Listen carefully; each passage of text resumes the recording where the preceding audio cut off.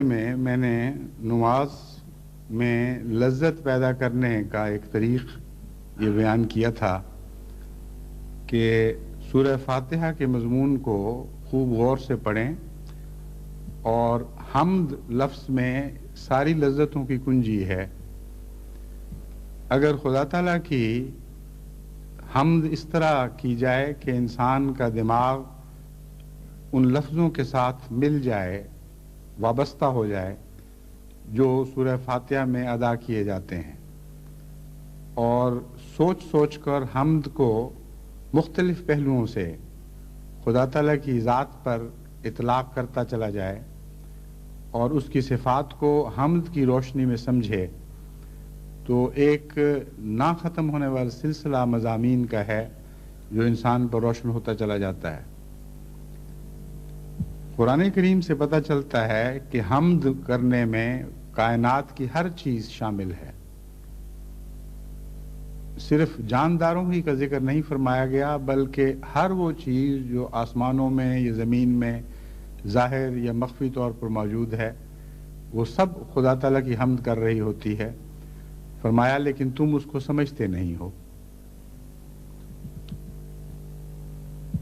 اس ضمن میں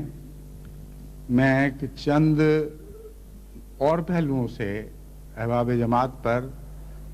حمد کو سمجھنے کا اور اس کو اپنانے کا طریق پیش کرنا چاہتا ہوں۔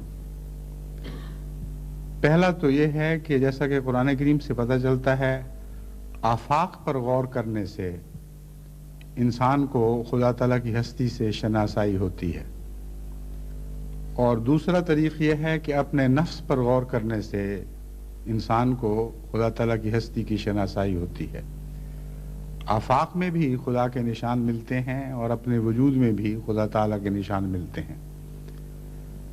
آفاقی لحاظ سے خدا تعالیٰ کو یاد کرنے کا طریق قرآن کریم نے یہ بیان فرمایا ہے کہ اس کی زمین و آسمان کی اور جو کچھ ان چیزوں میں، ان دونوں میں ہے، ان کی تخلیق پر غور کریں۔ جیسا کہ فرمایا الذین یذکرون اللہ قیاما وقعودا وعلی جنوبہم، اولو الالباب وہ لوگ ہیں، صاحب عقل وہ لوگ ہیں جو خدا تعالیٰ کو یاد کرتے ہیں اپنے پہلوؤں پر کھڑے ہوئے، بیٹھے ہوئے، ہر حالت میں۔ وَيَتَفَكَّرُونَ فِي خَلْقِ السَّمَاوَاتِ وَالْأَرْضِ، اور ان کی یاد محض ایک خیالی اور فرضی یاد نہیں ہوتی، بلکہ خدا تعالیٰ کی تخلیق پر غور کرنے کے نتیجے میں اس سے مدد حاصل کر کے ان کی یاد میں بہت گہرائی پیدا ہو جاتی ہے اور غیر معمولی لذت پیدا ہو جاتی ہے۔ پس زمین و آسمان کی تخلیق پر غور کرنا اور دن اور رات کے بدلنے پر غور کرنا ذکر الہی کے ساتھ ایک گہرا تعلق رکھتا ہے، اور اللہ تعالیٰ فرماتا ہے کہ تم اگر صاحب عقل ہو، تم صاحب ہوش ہو، تو ہم تمہیں یہ طریق بتاتے ہیں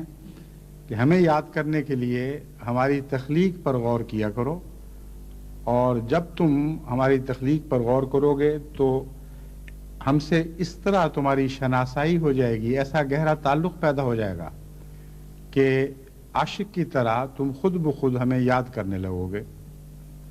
اور پھر دن رات یاد کرو گے، لیٹے ہوئے اپنے پہلوؤں پر اس وقت بھی ہمیں یاد کرو گے، اٹھتے چلتے پھرتے بیٹھتے، گویا کہ ہر حالت میں ہم تمہیں یاد رہیں گے۔ یہ طریق ہمیں سمجھایا گیا،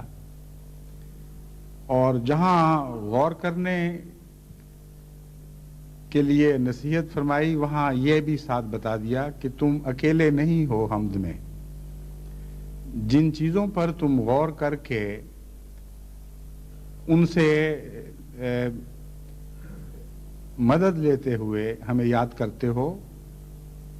ہر وہ چیز جس پر تم غور کرو گے وہ خود ہماری یاد میں مصروف ہے اور ہماری یاد میں محو ہے اور ہماری تسبیح کر رہی ہے۔ یہ مضمون اتنا وسیع ہو جاتا ہے یاد کرنے والوں کا کہ ساری کائنات کا ذرہ ذرہ اللہ تعالیٰ کے ذکر میں مشغول اور محو دکھائی دیتا ہے، لیکن اس کے باوجود انسان جسے سب سے زیادہ عقل دی گئی ہے، سب سے زیادہ ناسمجھ ہے۔ لا تفقہون، تم ان کی تسبیح کو سمجھتے ہی نہیں۔